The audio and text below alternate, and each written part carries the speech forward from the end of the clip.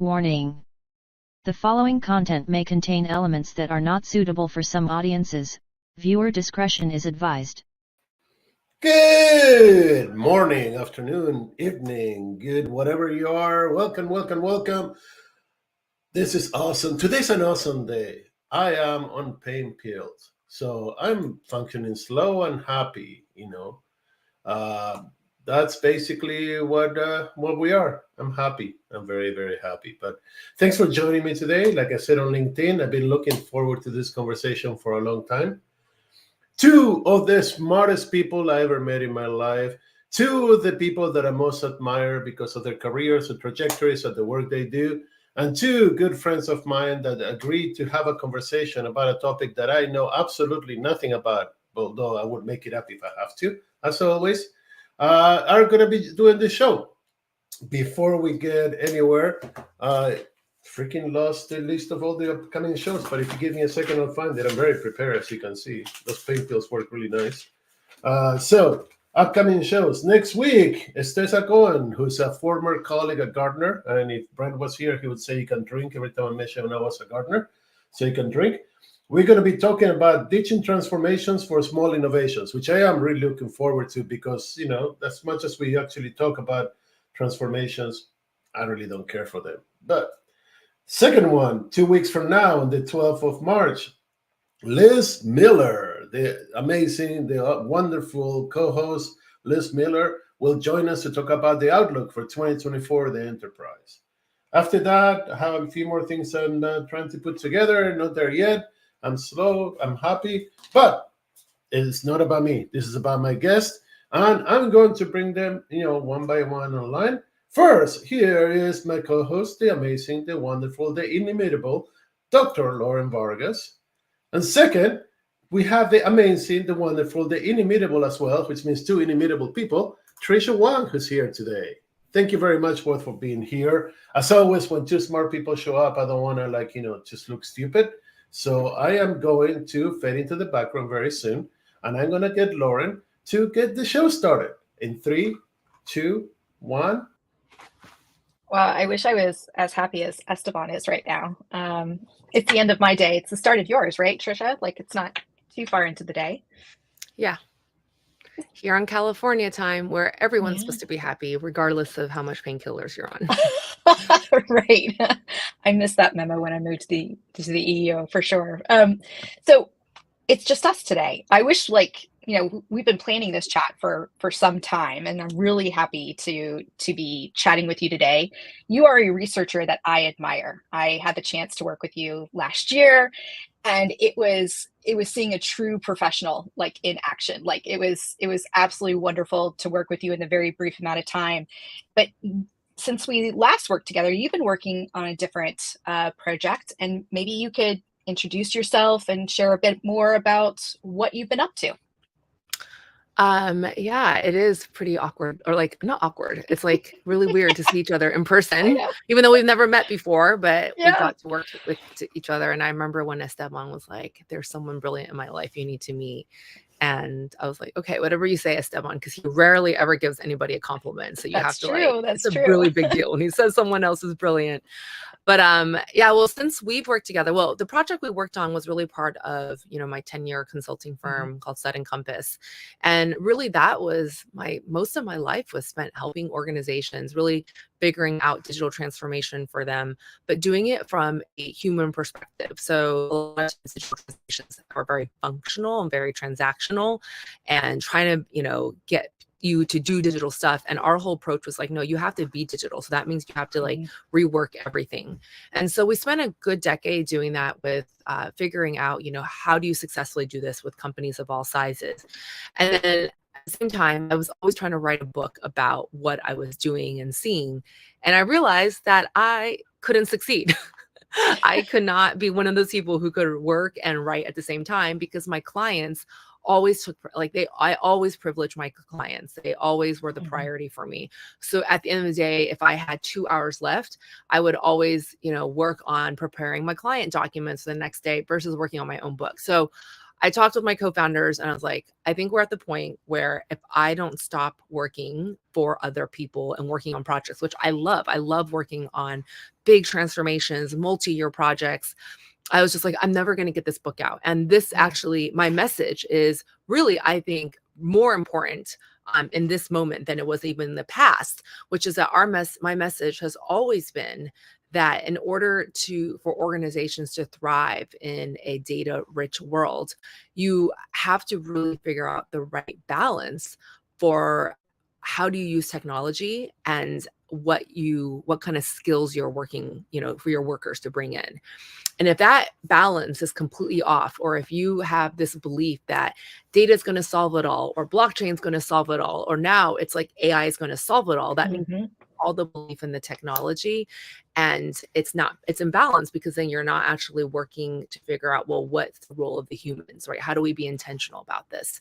And so in shutting down my consulting firm beginning of the year, I'm now only doing advisory work where I'm not doing multi-year big transformations, but I'm doing, just one-on-one advisory work with companies.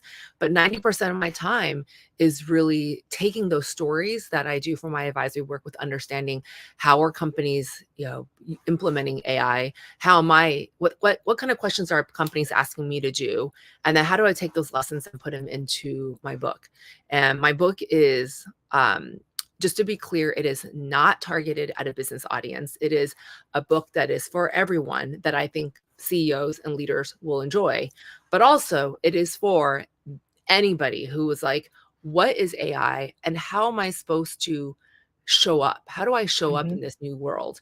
And there's a lot of messages coming at me being like, oh, it's scary, or it's supposed to be your future, or you can be creative, or no, you can't be. It's going to like take over our lives. It's really an attempt to say, like, I want to see this book at an airport where anyone could pick it up and be like, okay, if I really want to understand what is AI in the most broad, but also most relevant way for how am I supposed to be a human being in this world, that is the book I'm working on right now. So super excited to talk to you about it, and also to hear how it complements the research that you've been doing, because you're really deep into actually understanding digital transformation, what works and what doesn't, and the specific variables. So I'm really excited to talk to you about it. I am too, because I've worked primarily with cultural organizations over the last several years and thinking through their skill strategy and how does it work with their digital transformations. And I really like how you are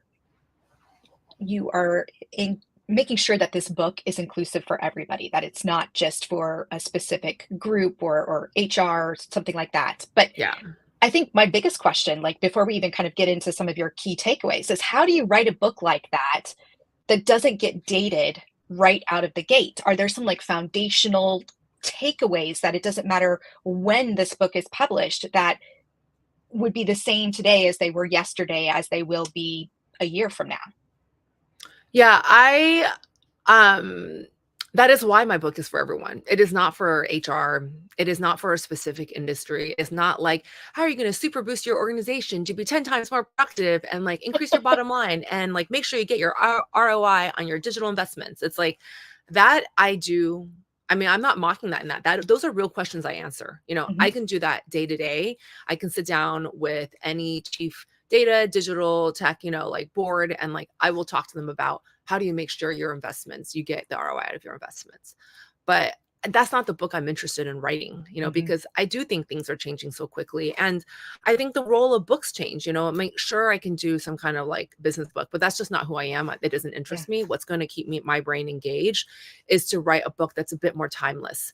And if I can, I'm just going to tell you what the message of the book is right now. And you can tell me, like, is this going to be outdated in like 6 months? Or is it something we're going to be dealing with in our humanity, at least for a significant part of our lives, right? And my main message is to tell people that in order for us to thrive in the age of AI, that we have to stop being users. Period. Stop being a user. And we have to start being what I call a shaper. And we can get to that later, but I think the reason why the big message is around stop being a user and why it's so, I think, revolutionary and timeless is that this is a quiet encroachment upon our freedom freedoms that has happened over the last 20 years that I think that we don't even think about it. We just call people users. We call ourselves users. It's like, I'm a user of this product and this user experience doesn't work. Or if you have users, you talk about your users, right? You're like, what percentage of our users are doing X or Y? But what has happened is that because of big data and the entire changes around digital transformation is that there's this thing that's happened, and that literally, if you think about what is digital transformation, it is becoming digital. It is saying that I no longer am represented. Is just like, it's not just a physical part of me, but I can be represented digitally in the form of digital bits. And there's a whole industry that's built up to capture as much of our behavioral data as possible. And that when I'm online, I'm not just being myself, is that we are producing data right now. And there's an industry around collecting that data, selling that data. There's an industry that's also built around studying that data and learning from that data. It's not all nefarious, but there's a whole world out there where I'm no longer just contained to this physical self, that I can be abstracted out. And what's happened though, I think, is that what we haven't talked about is that what does it mean that we treat human beings as users, and what is the dehumanization process that happens, and what aspects of our personhood are taken away when we are users. And I think in the net is that we are dehumanized and we have not figured out how to rehumanize ourselves. So I'm not saying don't be digital, but I am saying, in order for us to be digital, I don't think we can be users, because that is the path straight to a lot of the terrible things that we are afraid of happening with AI. Because being a user means that we've been passive to the data collection process and to our experiences online.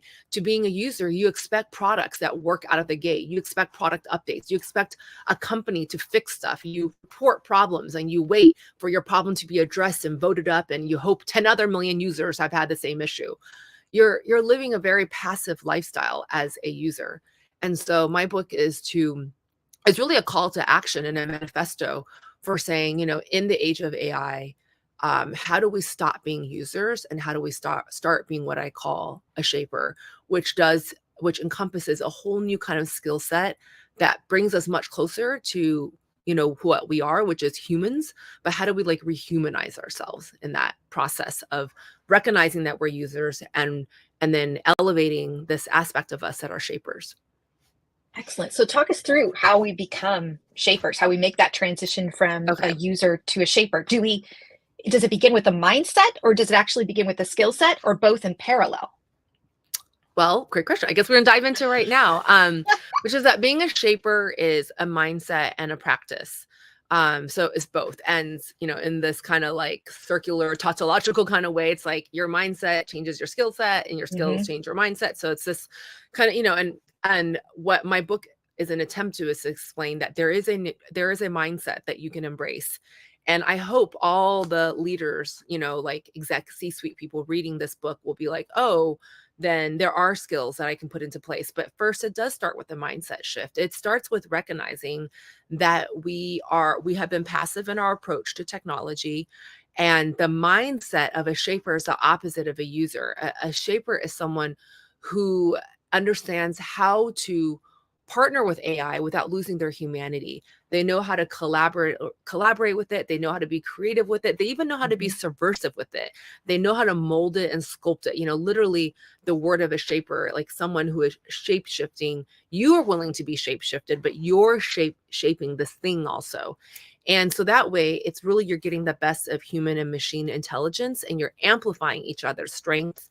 But at the end of the day, you're never surrendering your own autonomy or individuality in the process. But to be a shaper, it does mean we have to rethink what we talk about as intelligence, or what we think of as a certain kind of skills that are needed at the table. And so in my book, I think my book will just barely scrape the surface, because I'm not talking to an HR person. I'm not talking to a digital transformation leader. But the big thing is to first, what I do is in the first part of my book, I set up that this is how we became users, and this is why we shouldn't be a user. These are the risks of becoming a user in this new world. And what I do in my book is give actual tips for how do you stop being a user. And so I don't know. Do you want me to go into that right now? Yeah, please. Like, give us the tips before we, Okay. so that we know what we're doing and what we should be Yeah. avoiding before we go into a shaper. So, well, there's four core skills that I outline in my book for how to be a shaper. And then the last half of my book is 3 practices to activate those skills. And so I'll just go through it briefly, and then I'll let you guide the conversation where you want to, you know, dip in. And still I want to see how, like, and now I'm really curious, like, how does it, you know, really overlap with the work that you're doing with culture change and cultural organizations. But the 4 skills that I see that shapers have that are truly unique, that I don't see in other people, where they're struggling with AI or scared of AI, or really just not using the best of AI, is it's captured by this acronym that I call CARE. CARE. And so the first skill for CARE, C stands for coachability. And so I see that, you know, shapers allow themselves to be coached by AI. So they know how to set their ego aside. They know how to be stupid. You know, I thought it was interesting where Esteban was like, you know, I'm so stupid, and like, these are some brilliant people at my side, Lauren and Tricia, right? And it's like, well, I think that's important to recognize to know how to, like, manage your ego, to be like, this is a moment where I don't know as much. So you have to be willing to be coached by AI. But you also have to be active in coaching the AI. And so there's this two-way coachability that I see happening. And people, you know, when I'm watching people use AI really successfully, I'm being like, oh, they're setting their ego aside here. But this is when they're exerting themselves and they're coaching the AI. The second thing, you know, the acronym A for CARE, CARE, CARE. A is for adaptive intelligence. So up until now, we've really prioritized and valued general intelligence for human beings, you know. And so general intelligence, like, you know something and you have this knowledge, this form of intelligence, you can apply it everywhere. So and the kind of tests that we have, all tests are general intelligence, like, you know, SATs, IQ tests. And that's how we also are prioritizing how we define intelligence for our machines. And I think that's fine for machines, but I think humans have something more than general intelligence. And we all know that, a lot of us know these tests are stupid. You know, like, I know, like, a lot of companies do these tests where they are based on SATs, you know, where they're testing for general intelligence. But the kind of what I see happening is the people who really know how to work with AI have adaptive intelligence. And that's the opposite of general intelligence. That means that it's more like street smarts. You know how to adapt your intelligence to the context in which you are being dealt with, right? And so you know how to shapeshift the application of your intelligence. You're not just saying, oh, this is what's done every time, and this is how we're going to do it all the time. And that's a really old school way of thinking. And I think that's fine for machines when you program a machine to do that, because the machine their intelligence is based on probability and predictability. But for human beings, we have to have the ability to bring the unknown into the picture. And that's adaptive intelligence. That's knowing, like, oh, in this context, I should say this. It's bringing in emotional intelligence. It's knowing when to hold back, when to push. It's dealing with politics. It's dealing with strategy. We're still going to be living in that world with AI, and you're going to need workers who have adaptive intelligence. And then the third acronym, R, is for responsibility. Is that really great shapers feel a sense of responsibility to the outputs. They feel a sense of responsibility to the kind of values. They are aware of the values in which they are imbuing in their AI models, into their training data. And they're also responsible to the outcomes, to be like, okay, I may have been able to shape the AI to do X, but is this the best thing? Is this a right way to put it out there into the world? You know, how's it going to impact this audience? And it's really thinking, it's that strategic thinking of really outlining all possible paths. And it's taking this kind of ethics of care to this output, because you are co-shaping something together. And the last acronym is E for extension of self. Is that the shapers that I see, they treat their AI as an extension of who they are. They don't see it as something separate. And so I think they really break down this Western idea of I am the individual and I am the creative and all ideas come from me.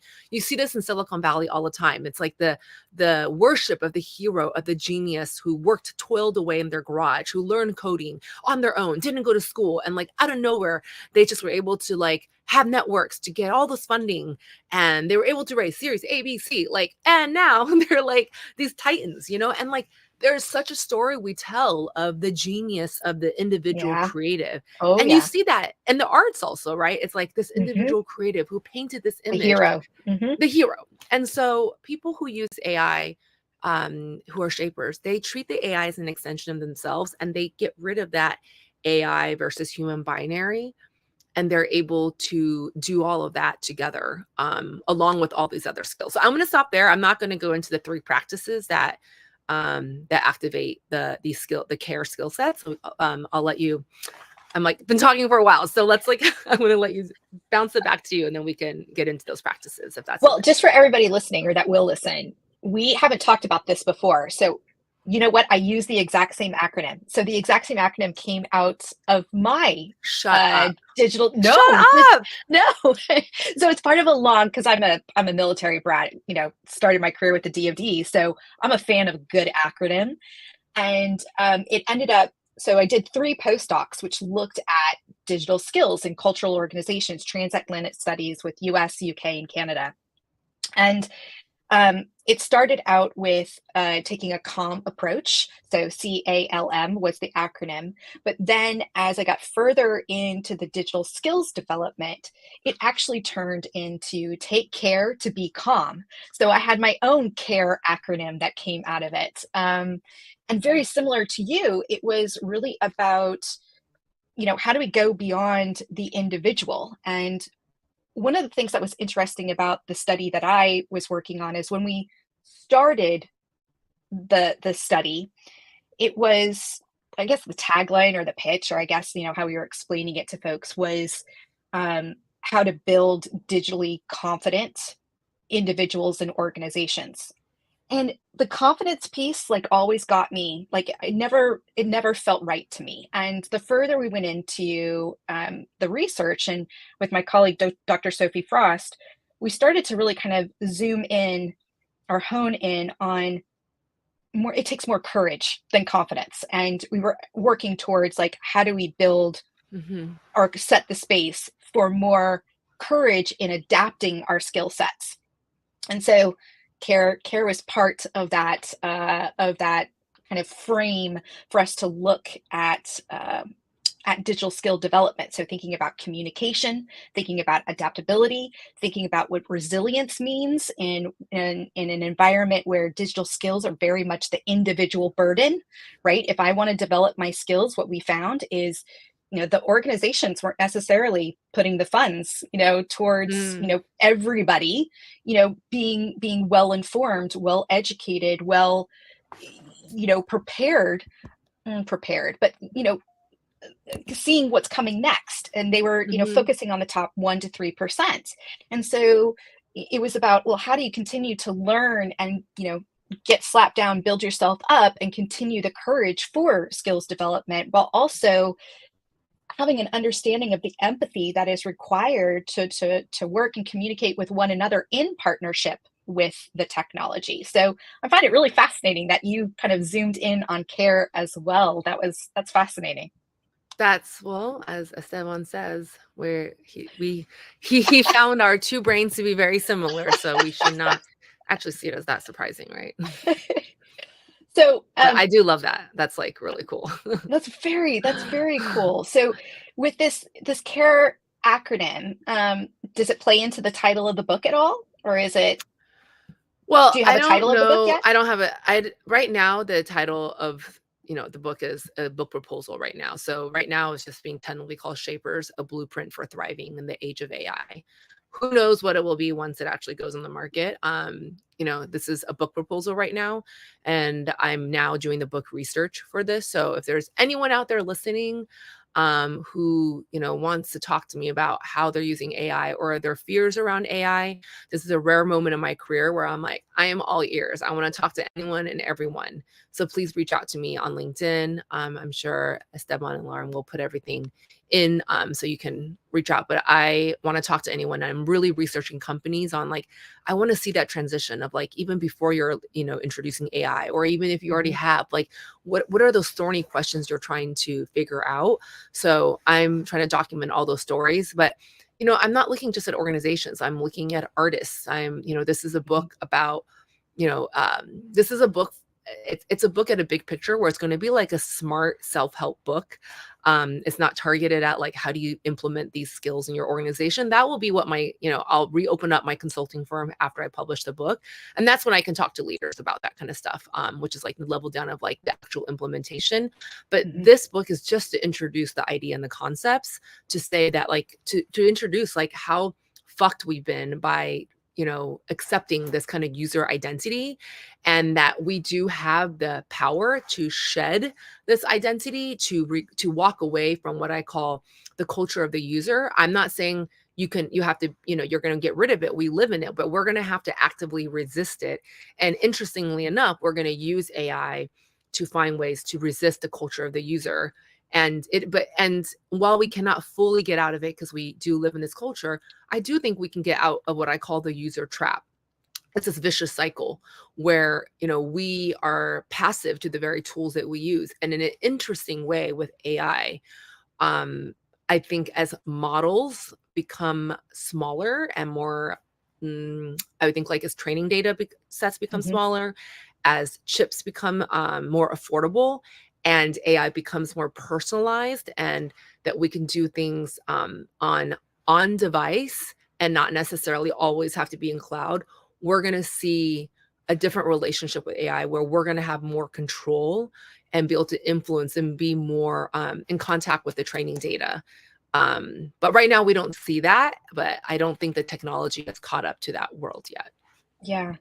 I think one of the things we found in our research is that, and we didn't focus specifically on AI, but what we found is when considering the skills needed for emerging and exponential tech, that a lot of the organizations that we were working with, that were our research partners, just lacked, the digital skills foundation, really, to be able to understand, but even more important, to be able to bring in the learnings from that the exponential and emerging tech back into their organizations. And I'm curious, if we are transitioning from a user to a shaper, what frameworks, what do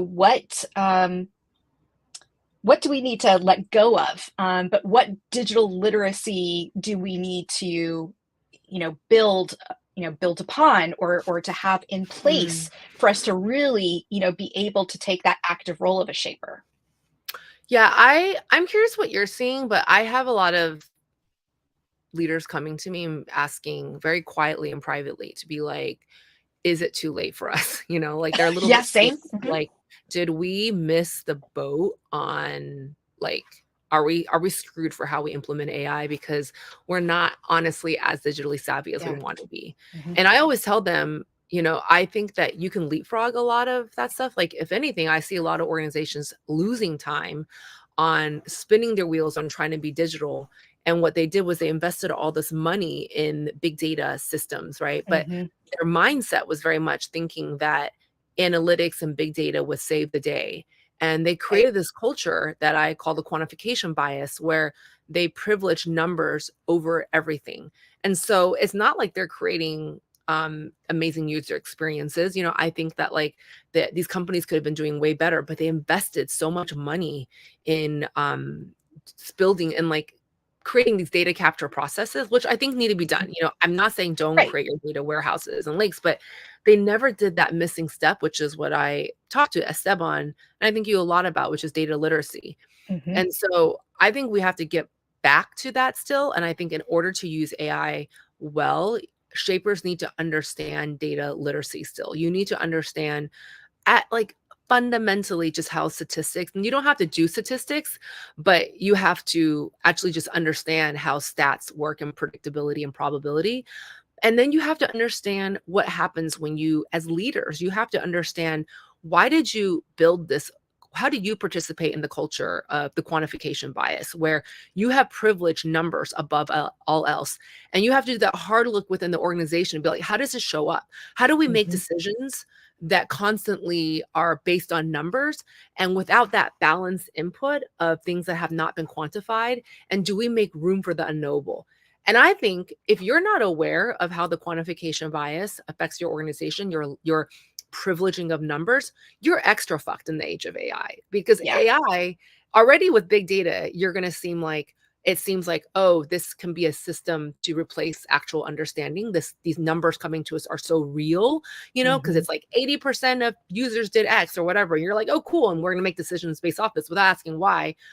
Now with AI, it's going to narrate back to you. It's going to actually seem smart. It's going to seem sentient, and it's going to seem like it really understands your organization and what you're dealing with.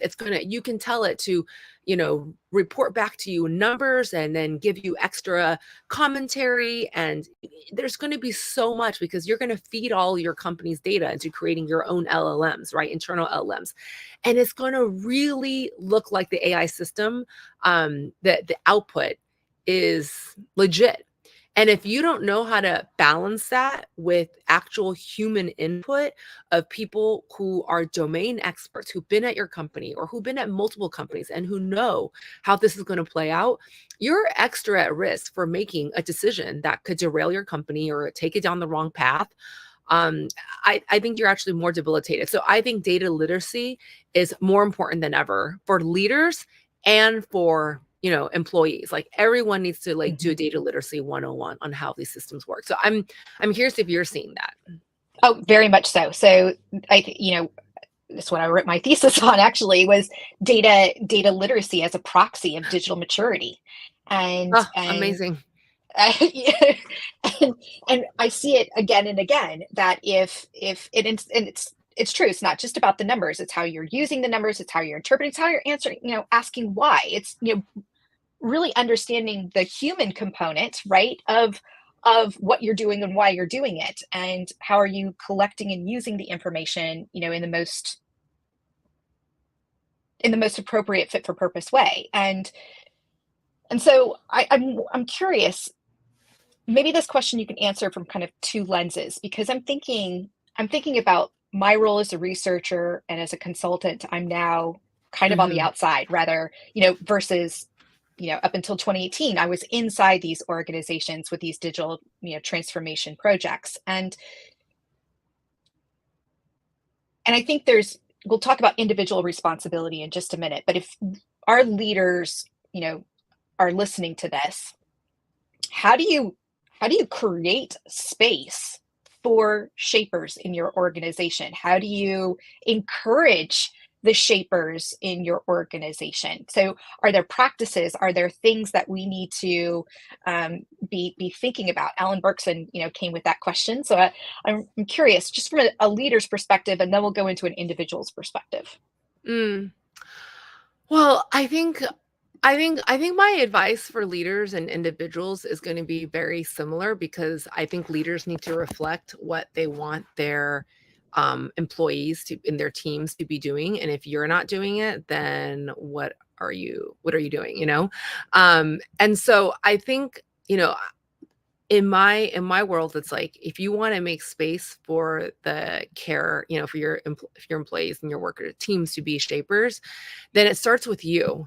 And, I think, so this is why it's like, I don't know if leaders are going to be like, wait, this is not what the practices I was expecting, but, I'm testing this out. But, in my book, the 3 practices that I'm working on, writing up, is the first practice is that I tell people, leaders, is that it is time to be fully weird. You need to be so human. Yeah. That give me more.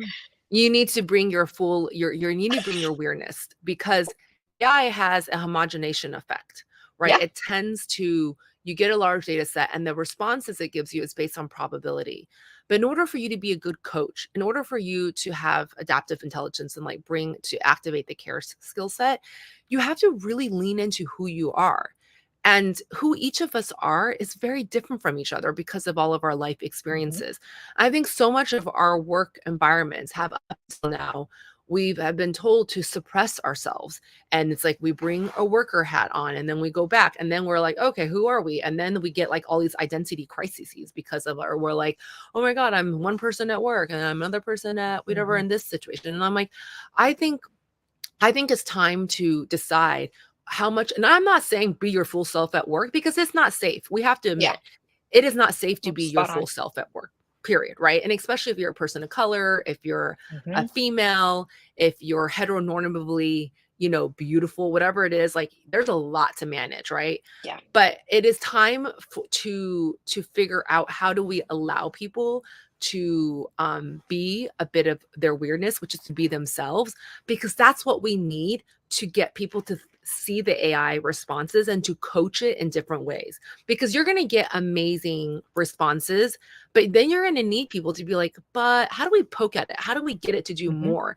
And that is the kind of creative thinking skill set that you need people to bring to the table. And the practice that I've seen most effectively is like people who can do that well are not afraid of injecting into their interaction with their AI a bit of weirdness, a bit of themselves.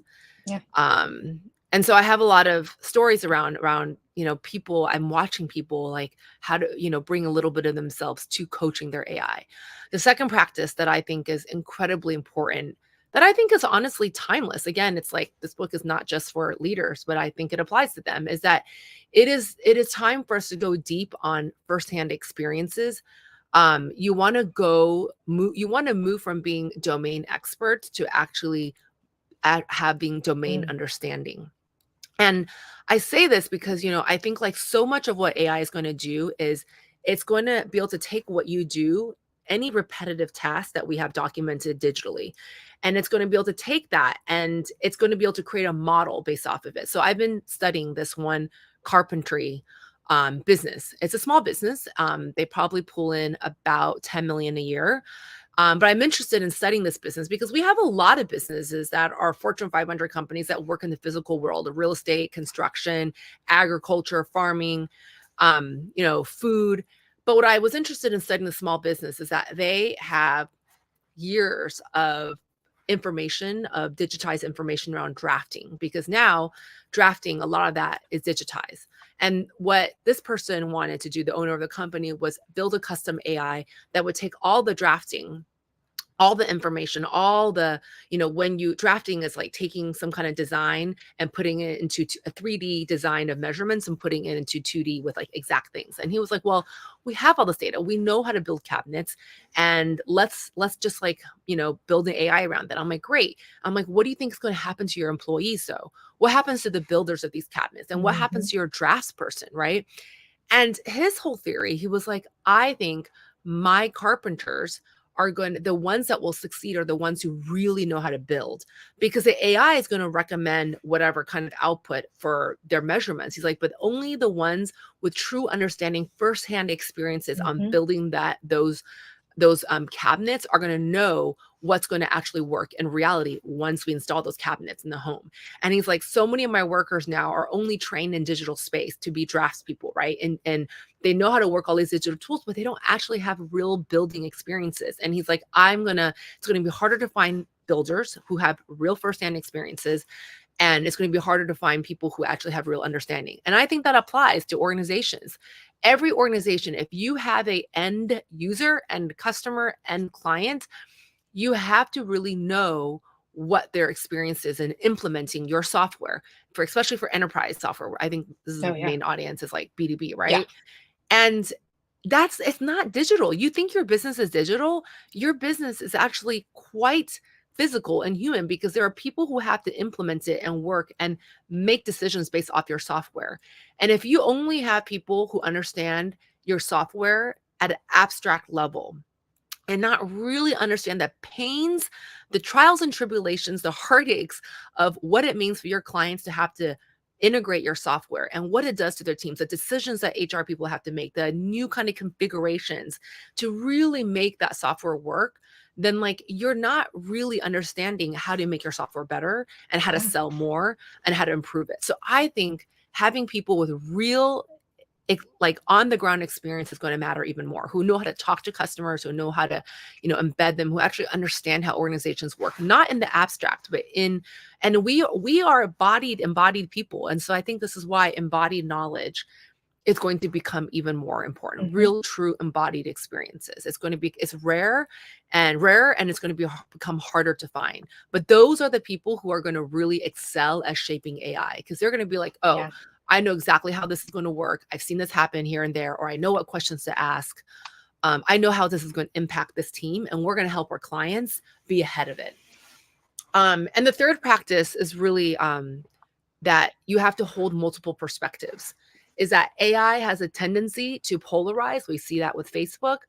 And it only knows what it knows. And so to encourage employees to hold multiple perspectives is really important, because I think those are the shapers who are going to have the life experiences, who are going to be able to know beyond what your training model already has. And so broadly, those are the three practices that I've been talking about that I think are important for activating the care model, but also counterbalance the effects of AI. So, to counterbalance the homogenization effect.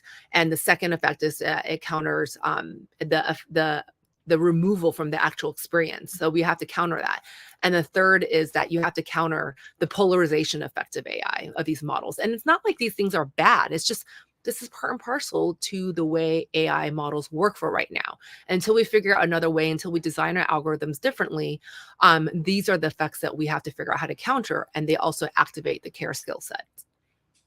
Right, because that creative thinking, that analytical thinking is needed in combination. And I think one of the things that came out in our research in the most recent iteration is we were trying to visualize that digital skills, whether we looked at, those specific for AI, if we looked at those, specific for, very, that align to very specific digital roles or responsibilities, what we found is everybody, the leaders especially, were really thinking about those digital skills in isolation, right? If you like, okay, well, we need to send so-and-so to, this to get this certification, or, they got this particular workshop, or, right. It was very much in isolation. And we actually did a skills mapping where it ended up looking like a periodic table of skills. And so it looked at all the cognitive skills, the emotional skills, the domain skills. But what came out of it is exactly what you just pointed out, is that you needed to have that domain understanding for you to get the most out of that specific digital skill or skill set. That it didn't work in isolation. It was, I'll just use something, completely basic, but well, the one I used most often was community management, because that's my background. And so it was like, well, it's not just, responding to a tweet, right? Or, Right. Doing very technical types of things. It's knowing when and how to respond. It's knowing in what context you were using those particular skills.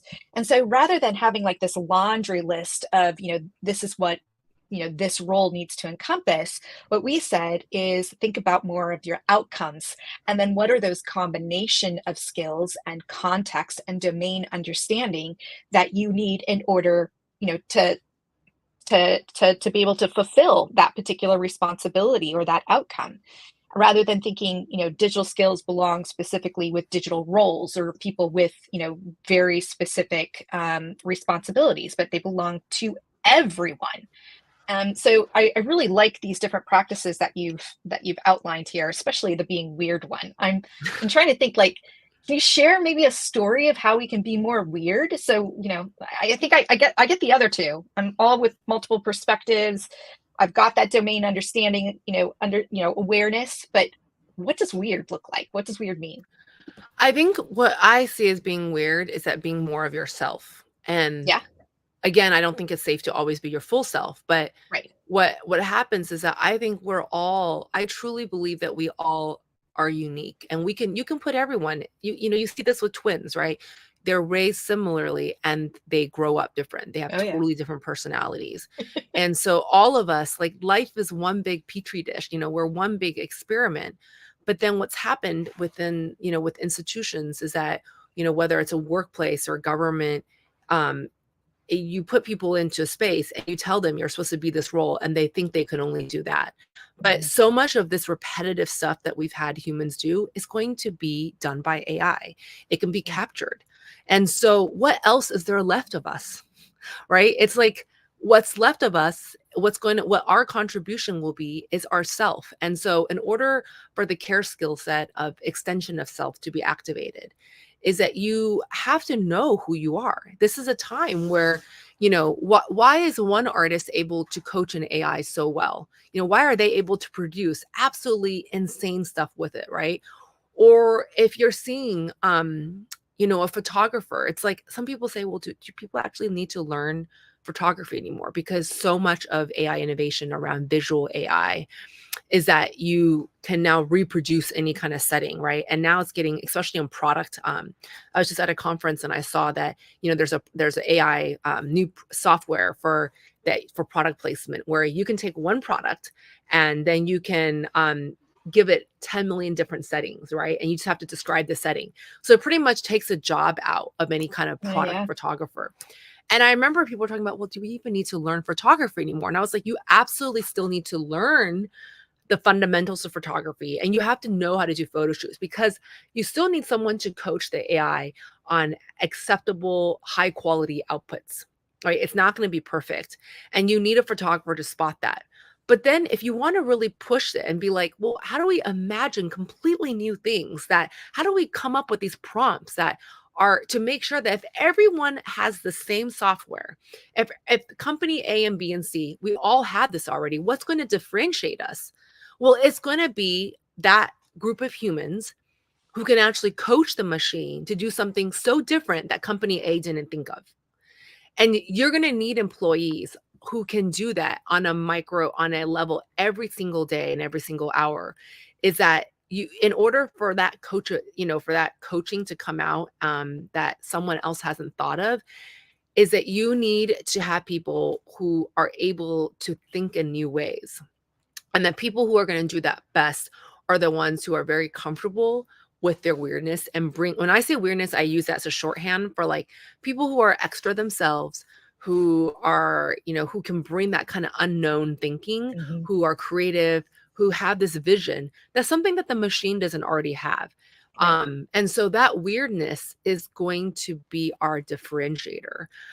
You can have two people coach the AI to write the same material, but if one person is weird, meaning that they can actually then coach it to do different things and they come up with something together, then the end product is going to look very different. And I think that's what's going to happen in classrooms. You're going to see that everyone has access to AI. I don't think it's something you can say no, but I think you shouldn't tell your students not use it. I think like everyone's going to have access to ChatGPT, right? And of course, there's still issues of access and affordability and accessibility, but let's just say a classroom has access to that. Well, who do you think is going to actually create the responses that are going to look a little different, right? Because everyone's responses are going to look the same. It's going to be so obvious that we all use ChatGPT to write this essay. But for the people who are going to write that different essay, it's those who have this new way of seeing the world. And those are the ones who I think who are a little extra weird. And that's my shorthand for like, how do you actually make it different? That's amazing. And I think you've given us a lot of great, but with the practices and the care model to really help us transition from a user to a shaper, where we're embracing our superpowers as humans, but not in an individualistic way. That if we have more superpowers, more, we can have more collective imagination and growth and really all be shapers. So I'm really psyched about your book. I can't wait to read it. Is there a timeline? I know we'll be probably sometime early next year, but in the meantime, I'll be writing articles and publishing stuff. So I don't believe in waiting for all this. Like I'm talking about now, you're actually the first group I've talked about it with. So lucky, for the show.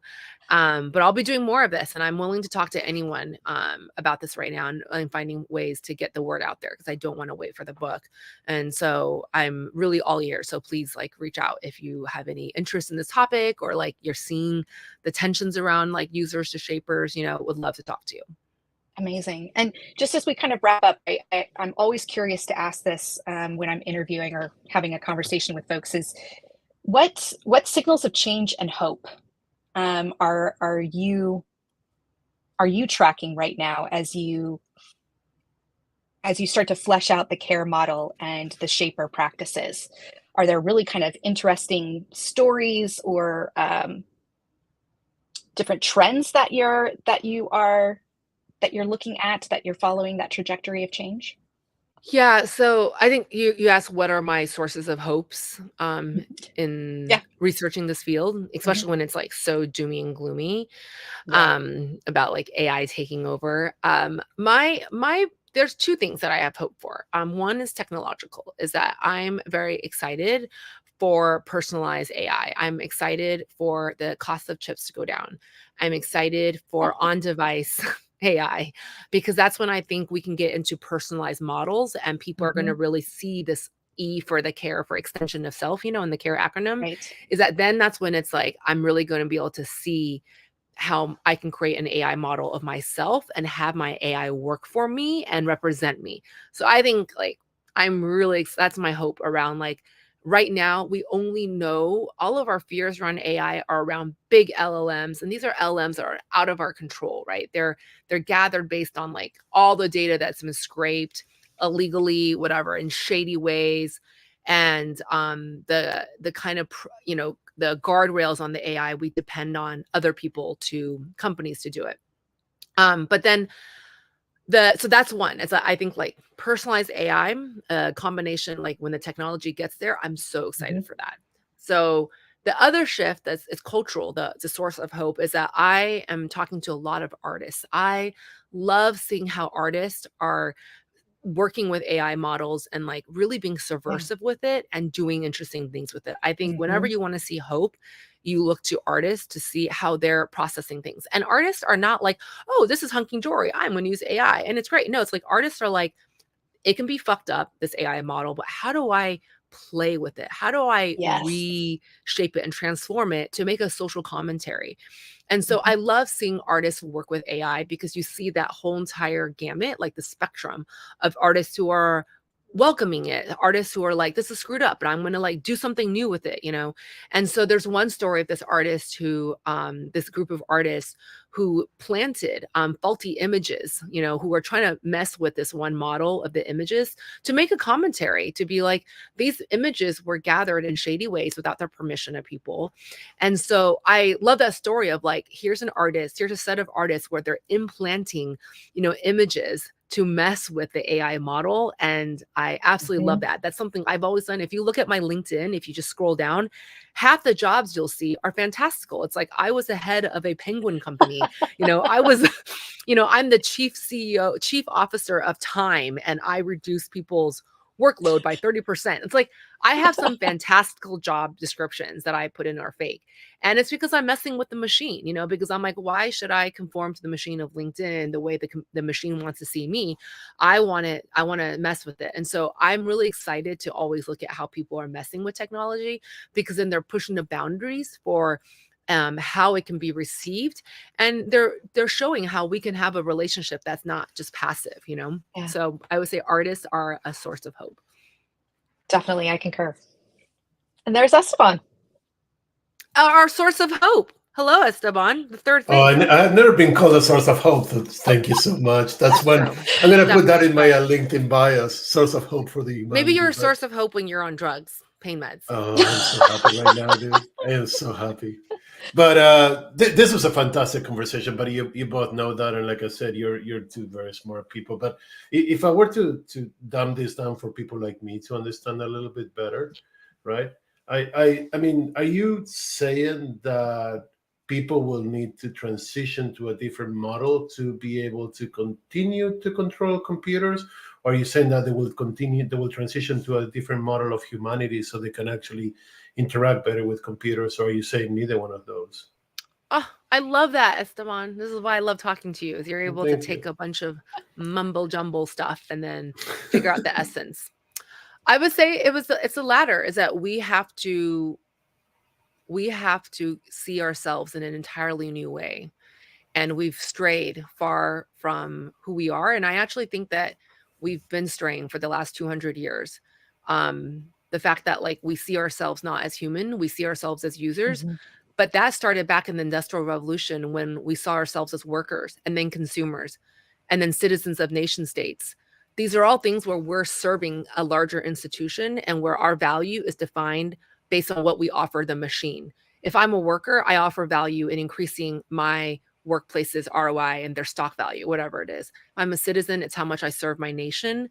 And if I'm a consumer, it's based on my spending power, right? Some consumers are valued more or less. And as a user, it's based on how much data we produce by using digital products, and how much value that has in being resold.